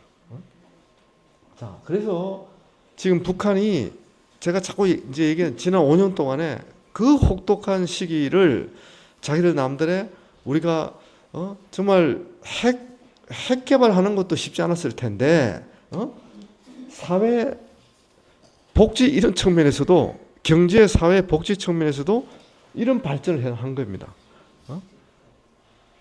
지금 이게 제가 지금 아주 짧게 요약한 겁니다. 이게. 근데 보면은 뭐 의식주, 평양의 5만 세대 여러분들 아마 다 북한에 관심이 많으니까 TV라든지 뭐 유튜브라든지 다양한 그 매체를 통해서 보셨을 겁니다. 저도 그 2010년 이전까지는 거의 매년 평양을 최소 2번을 갔었습니다. 물론 다른 지역도 저는 많이 다녔고요. 그래서 저는 다른 연구자하고 달리 북한을 많이 다녔습니다. 그래서 저도 평양을 많이 다녔는데 지금 평양은요, 뭐 이게 너무 많이 변했잖아요. 그래서 이게 지금 이 평양의 5만 세대인데 정확하게는 한 6만 세대를 건설했습니다. 이른바 사회주의 문명 국가를 이제 자랑하고 싶은 거죠. 지금 김정은 위원장은 뭐 그런 것들, 뭐 농촌에 지금 농촌이 전국적으로 지금 살림집이 새로 만들어지고 있거든요. 정말 북한은 저는 농촌도 많이 갔었거든요. 그러니까 이전에 우리가 방문했던 북한의 농촌이 아닙니다. 완전히 달라져 있습니다. 뭐 그런 것들 지방 공장 건설하고 있죠. 대규모 온실 농장, 관광 보건 인프라. 그래서 원산 갈마 해양관광지구라고 여러분 아실 겁니다. 그리고 또 이거 갖고 부조가 돼서 현대식 병원을 건설하고 이렇게 지금 달라지고 있는 겁니다.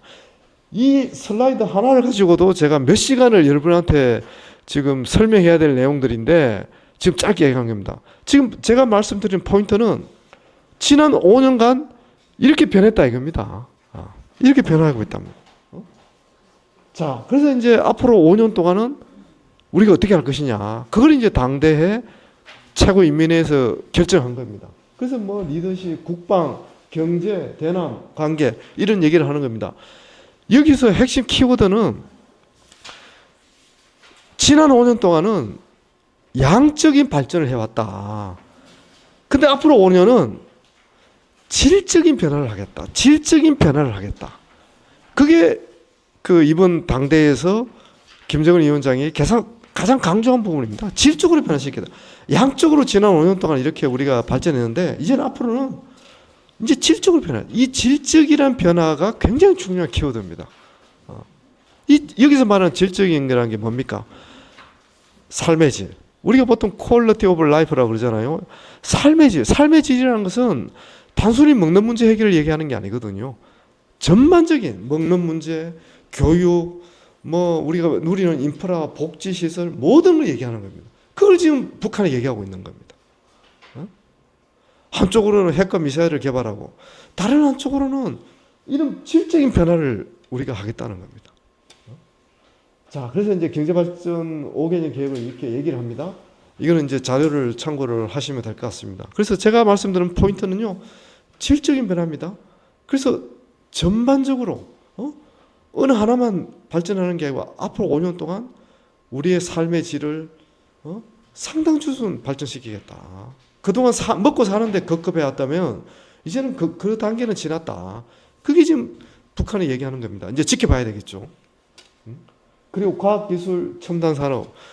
사실 그 앞서 보여드렸던 평양의 5만 세대 거리 중에서 가장 좀 현대식으로 건설한 게 화성거리라는 겁니다. 화성거리. 이 화성거리에는 AI 기술이 접목되어 있습니다. AI 기술이. 그 예를 들면 북한의 에너지가 굉장히 부족합니다.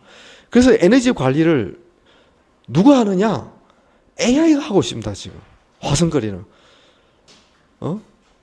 AI가 이 에너지 관리를 하고 있습니다.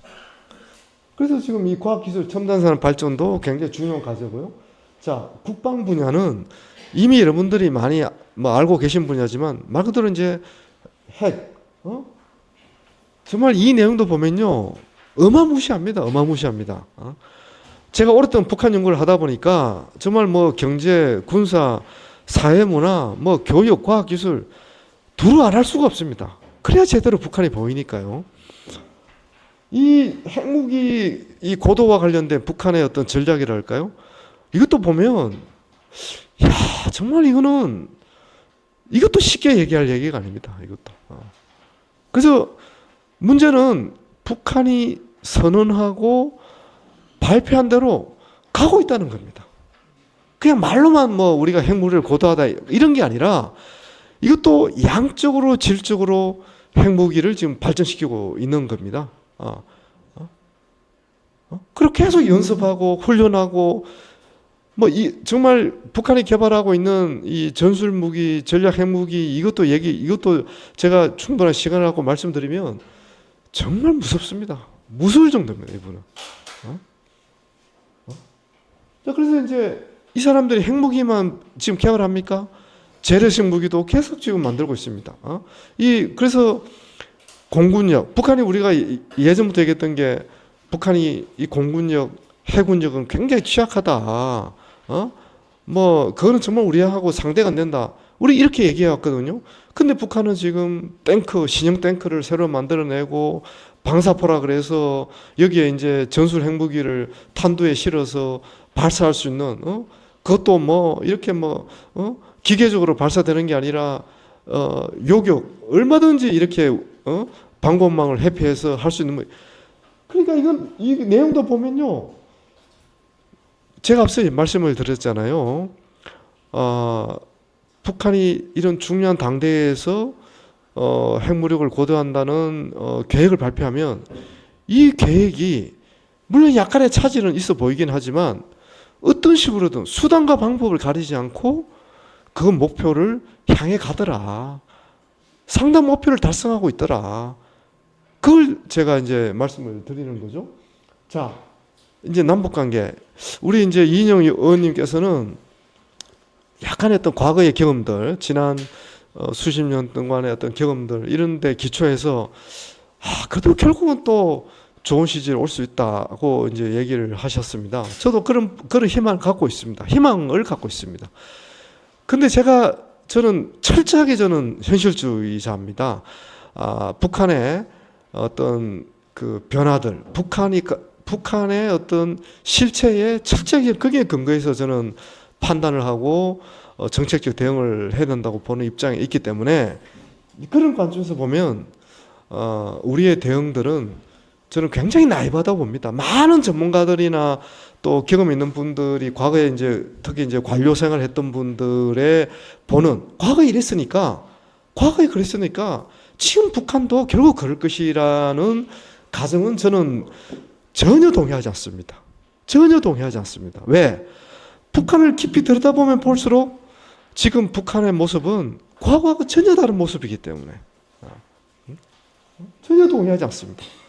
그래서 우리는 이 지금 북한이 김정은이 얘기하고 있는 이 적대적 두 국가는 지난 수십 년 동안 김정은이 집권한 지는 14년밖에 안 되지만 이 사람이 평가하는 대남 관계, 남북 관계는 지난 아버지, 할아버지 시대, 김일성 시대, 김정은 시대부터 지가 지켜보지는 않았겠죠. 그동안 그런 남북 관계를 종합적으로 보고 판단해서 적대적 두 국가를 선언한 겁니다. 그리고 이 적대적 두 국가의 선언은 2023년 말에 당 중앙이 전원해서 했지만 이미 2019년 하노이 북미 정상회담에 결렬된 이후부터 이 사람은 이미 그때부터 적대적 두 국가를 이미 결단을 했다고 저는 보고 있습니다. 제가 시간이 부족해서 그 설명을 다 못 드리는데 김여정이 여러분 잘 아시지만 그 김정은 여동생 김여정이 한 담화문만 구해서 다시 한번 읽어보십시오. 그러면 여러분들이 북한에 생각하고 있는 남북관계, 왜 남북관계를 단절을 선언할 수밖에 없었는지 그게 아주 구구절절하게 설명되어 있습니다. 김여정의 담화만 여러분들 자료 거기 인터넷에 다 구할 수 있습니다.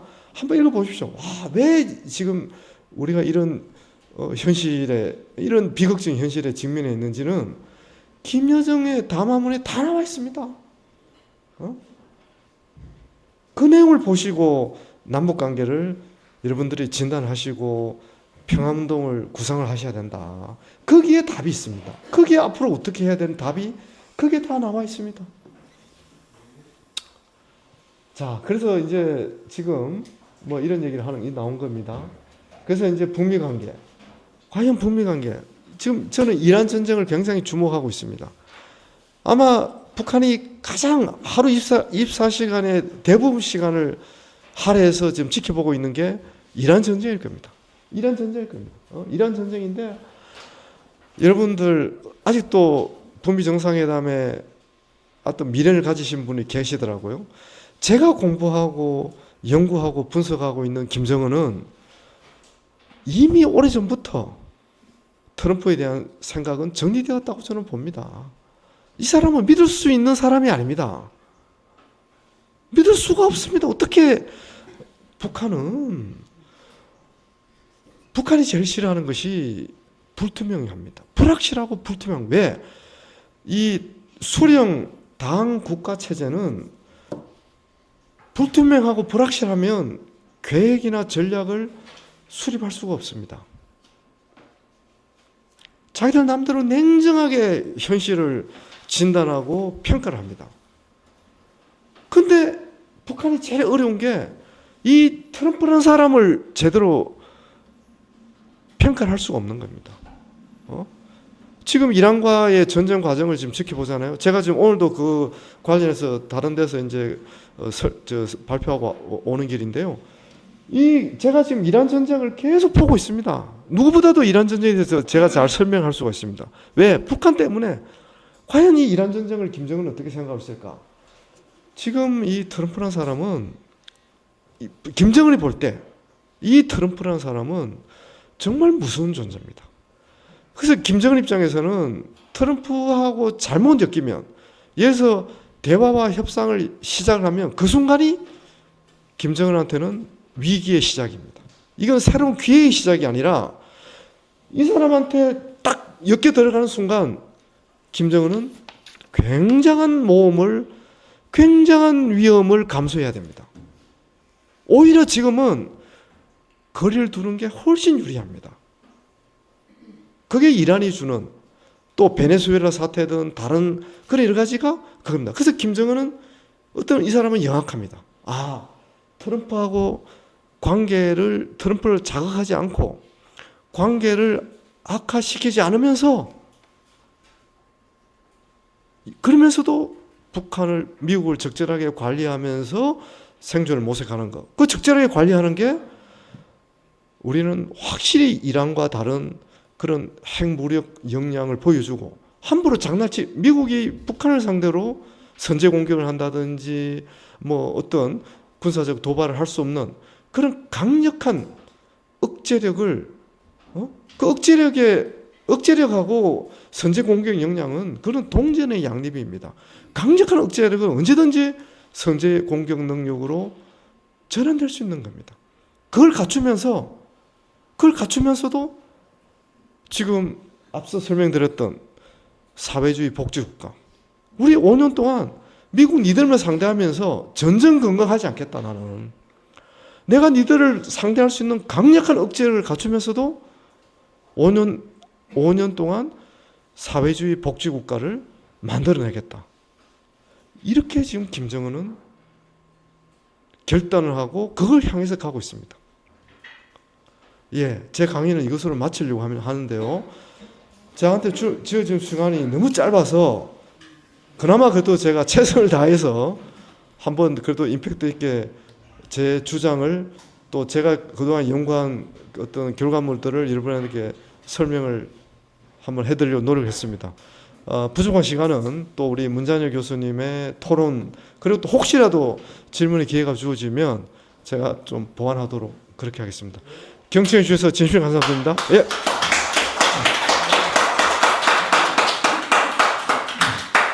토론하기 전에 한 가지 안내 말씀드리겠습니다. 마지막 토론이 끝나면 저희가 국회 도서관 나가자마자 횡단보도를 건너면 건물 지하 1층에 순남 시래기라는 음식점이 있습니다. 거기서 뒤풀이가 있으니까 우리 이때까지 1차부터 5차까지 해왔던 관행대로 이렇게 뒤풀이를 하겠습니다. 일단 스태프분하고 여기 강사신 분들은 모르고 나머지는 가서 이야기하겠습니다. 네, 지금 문장열 교수님이 마지막 토론자로 토론해 주시겠습니다.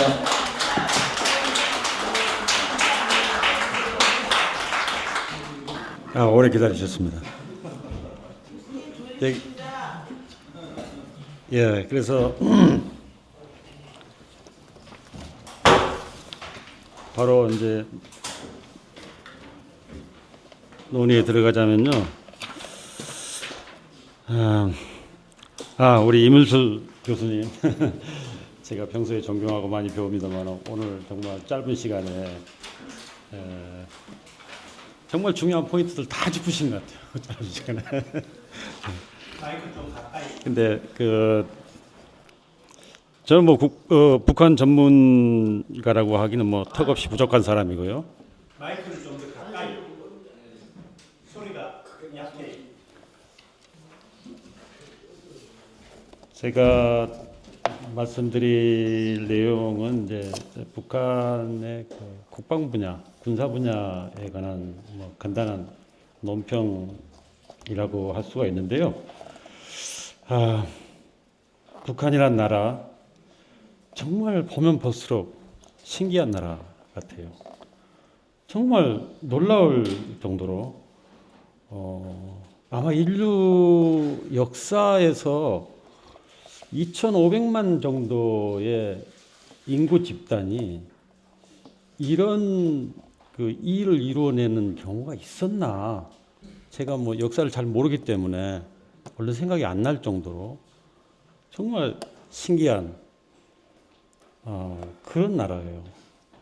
그 2,500만 명이 똘똘 뭉쳐가지고 하면은 어떠한 난관도 극복할 수 있을 뿐만 아니라 자기들이 원하는 것들을 아무리 어려운 상황에서도 이루어낼 수 있다고 하는 것을 분명하게 보여주는 그런 사례가 북한이 아닌가 생각해요.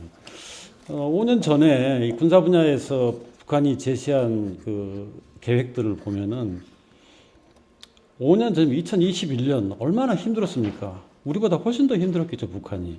그럼에도 불구하고 적어도 군사 분야에서는 아주 정말 가당치 않은 것들을 막 제시를 했어요. 그동안에 많이 하긴 했습니다만은 이 72페이지에 보시면은 뭐 한 몇 개 분야에 대해서 핵능력 고도화부터 해가지고 미사일, 그다음에 정찰 타격 능력의 고도화 뭐 이런 것까지 해가지고 인공위성도 발사를 하고 이게 대부분 다 달성이 됐다는 거예요. 그리고 이제 금년에 새로운 발전 계획을 내놓았습니다. 제가 뭐 일일이 다 읽지 않겠습니다. 시간이 부족하기 때문에 여러분께서 참고를 하시면은 따옴표로 인용한 부분이 북한 노동신문에서 직접 발표한 내용입니다. 따옴표들이. 그 밑에 이제 작대기로 제가 몇 가지 평가들을 덧붙였어요. 그래서 보면은 핵무기 수를 늘리고 뭐 과거에 질량적으로 늘린다고 하는 용어를 썼죠. 핵 운영 수단과 활용 공간. 활용 공간은 뭡니까? 무기가 사용되는 공간이죠. 발사하는 지점부터 해가지고 지나가는 공간, 그 다음에 떨어지는 지점까지 이걸 다 사용하겠다는 거예요. 지상, 해양, 해양은 이제 해상도 있고 해중도 있을 것이고 우주도 있을 것이고 다 사용하겠다는 거예요. 그것은 그러한 수단을 개발을 했고 더 고도화시킬 수 있다는 것이죠. 앞으로. 그리고 다른 뭐 아까도 말씀을 하셨지만 우리 임 교수께서 북한의 좀 취약점으로 알려진 것이 공군 능력하고 그 다음에 미사일 방어예요. 이것도 상당한 수준으로 빠른 속도로 지금 발전하고 있고 특히 공군 같은 경우는 이제 무인기를 도입해가지고 적어도 외형상으로는 미국 무인기들하고 거의 다 비등비등할 정도로요. 또 그 정도로 이제 발전을 시키고 있고 AI 같은 것도 적용하고 있고 대남 억제 또는 대남 공격용의 그 무기들은 핵무기가 아니에요. 사실은 핵무기나 장거리 미사일이 아닙니다. 뭐냐 하면은 한 400km에서 한 800km 정도까지 나가는 방사포라든지 단거리 미사일들이에요. 그래야지 남한 전역을 커버할 수 있기 때문에 여기에 핵탄두를 싣겠다는 거죠. 엄청나게 양이 많아요, 또 이런 게. 그래서 한번 이게 일제 사격을 해버리면은 남한에 핵무기 쓸 필요가 없습니다. 그리고 핵무기를 쓴다 할지라도 굳이 남한까지 보낼 필요가 없어요. 그저 휴전선 근방 자기네 영토에서 올려 보내가지고 충분히 높은 고도에서 터뜨리면은 남한 전체의 전자 시스템이 마비가 됩니다. 남한 전체입니다. 서울 지역이 아니고. 그렇기 때문에 이 새 국방 발전 5개년 계획 이게 된다면은 첫째, 미국에 대해서 거의 완벽한 억제 능력을 갖추게 됩니다. 두 번째, 남한을 제압할 수가 있어요. 미국과 남한 제압하면은 그건 안보 목표가 달성된 거 아니겠습니까? 참 놀라운 일입니다. 그리고 과거 5년간 그렇게 열악한 상황에서 대부분 달성한 것을 보면은 앞으로 5년 동안은 훨씬 더 나은 상황에서 또 그동안에 지난 5년의 관성이 있고 또 여러 가지 상황이 대외 관계가 특히 좋아지고 있어요. 러시아는 말할 것도 없고 중국하고의 교류라든지 그 다음에 다국화 체제에 직접 이제 뛰어들어가지고 적극적인 외교 활동을 벌이고 있기 때문에 이런 여러 가지 내외적 상황을 보면은 여기서 제시한 계획들이 5년 후에 달성돼가지고 김정은이 얘기한 대로 우리의 국가 방위력은 비상이 정대되어 적들이 대처하지 못할 높이에 있게 될 것이다. 이거 엄청난 발언입니다. 적들이 대처하지 못할 정도로. 자, 그러면은 우리한테 어떤 영향이 있고 어떤 의미가 있느냐를 따져보면은 북한은 이제 자기네들이 전략국가라고 이야기한 지가 벌써 10수년이 됐습니다. 진짜 명실상부한 전략국가가 된 것 같아요. 이미 됐습니다.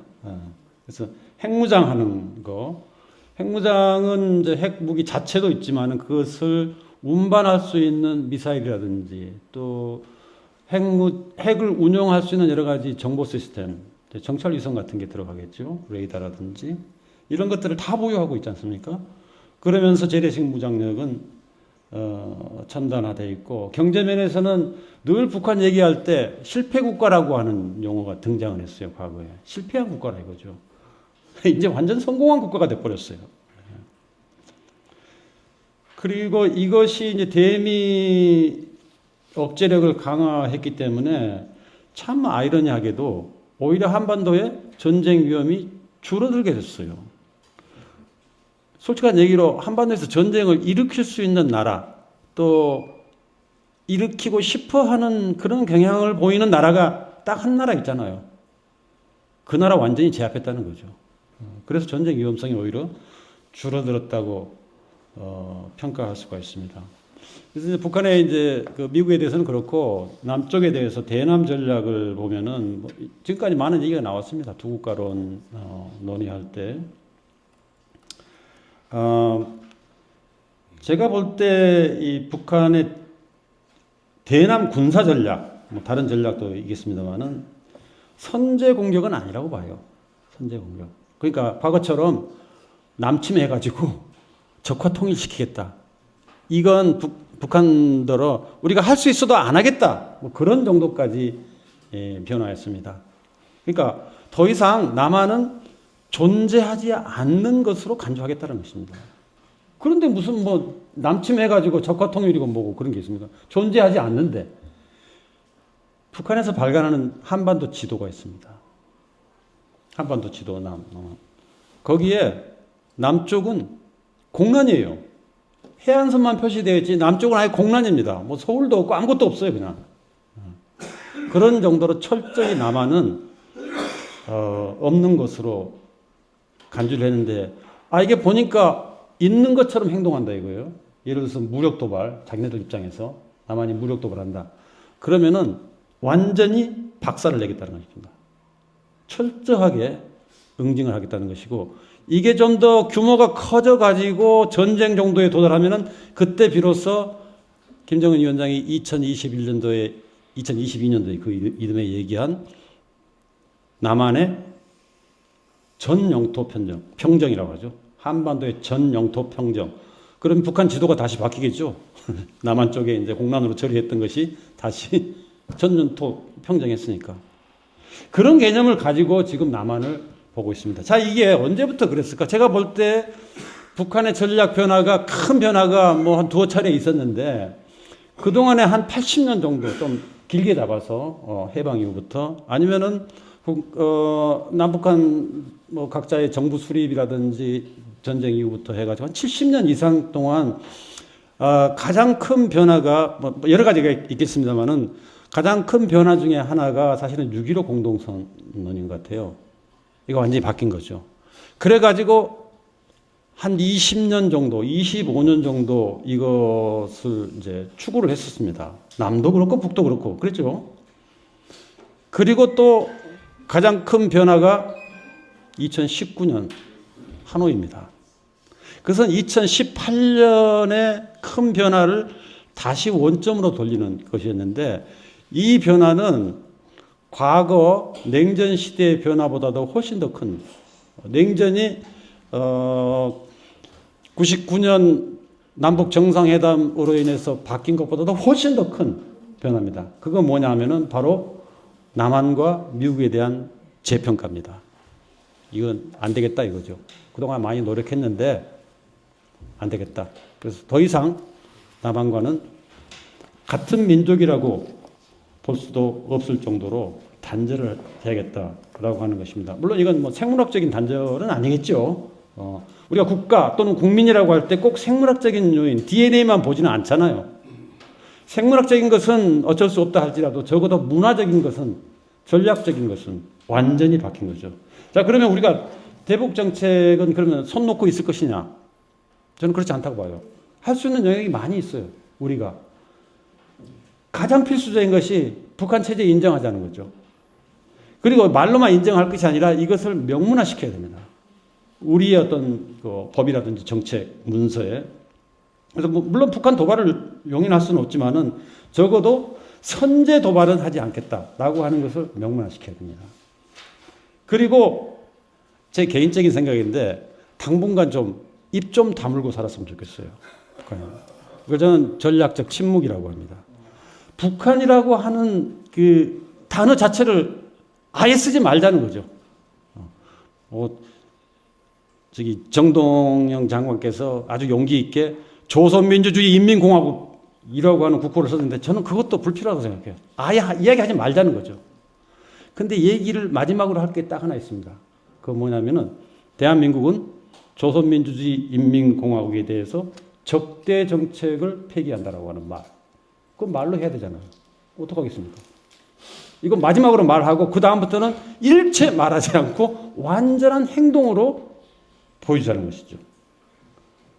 그래서 뭐 오이사 조치라든지 뭐 그런 조치들을 뭐 북한 언급할 필요가 없어요. 그냥 해제하는 거예요. 별로 의미 없습니다. 지금 해제해봐야 북한이 좋아할 이유도 없고 뭐 아무 변화 없어요. 그럼에도 불구하고 이런 것을 우리가 해제하고 그다음에 특히 남한이 북한에 대해서 단독 제재하는 게 있어요.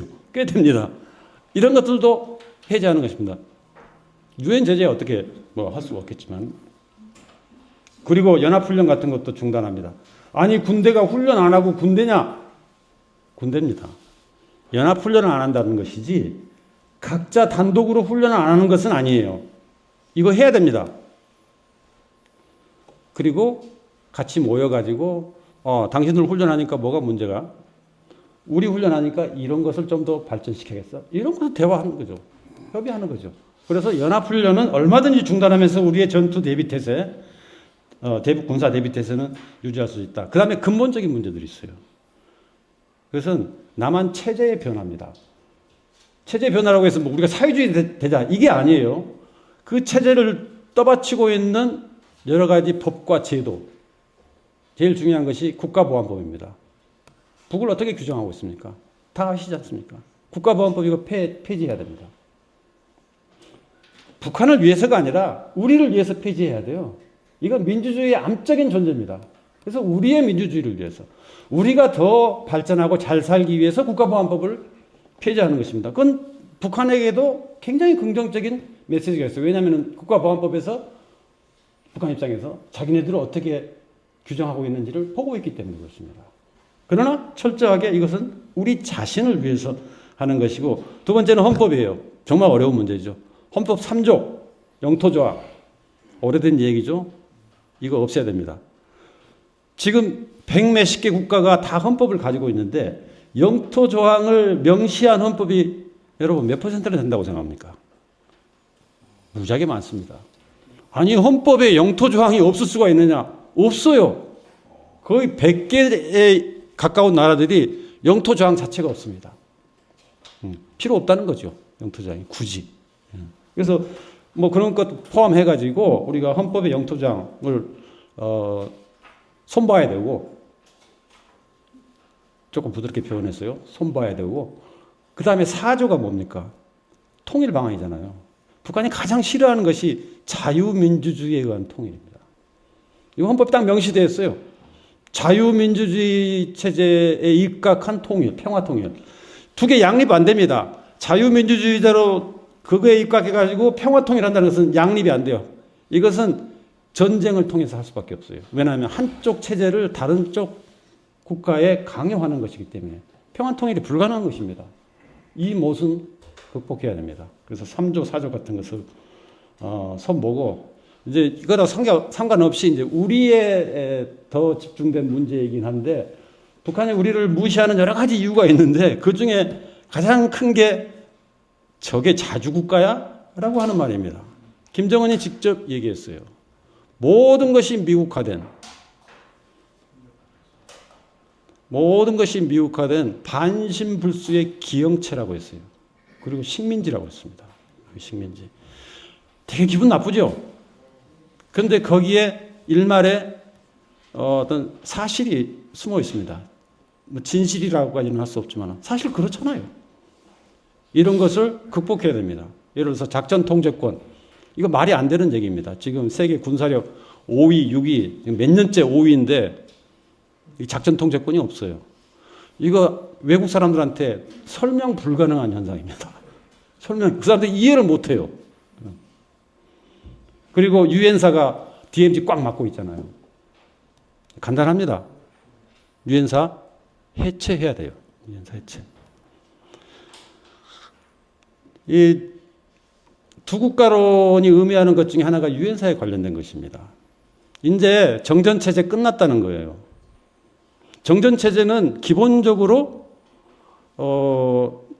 남북한의 특수한 관계를 인정하고 그 바탕에서 세워진 것이 정전체제 아닙니까? 전쟁에서 저쪽 편, 이쪽 편. 그러니까 두 나라가 전쟁 중이었다. 이건 독립된 나라들이 아니잖아요. 정전체제가. 그런데 북한이 두 국가론을 얘기했어요. 이건 유엔사의 정전체제를 부정하는 얘기입니다.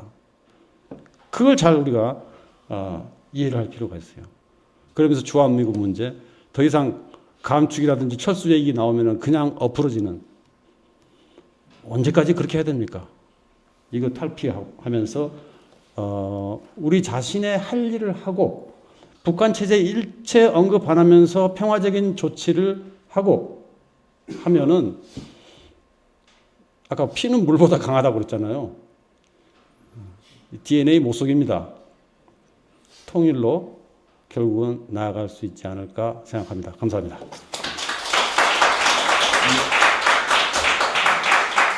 이것으로 오늘 준비한 제6차 한반도 평화 심포지엄을 모두 마치겠습니다. 바깥에 원래 벚꽃이 피고 아주 분위기 좋은데 이 안에서 지금 4시간 가까이 있었습니다.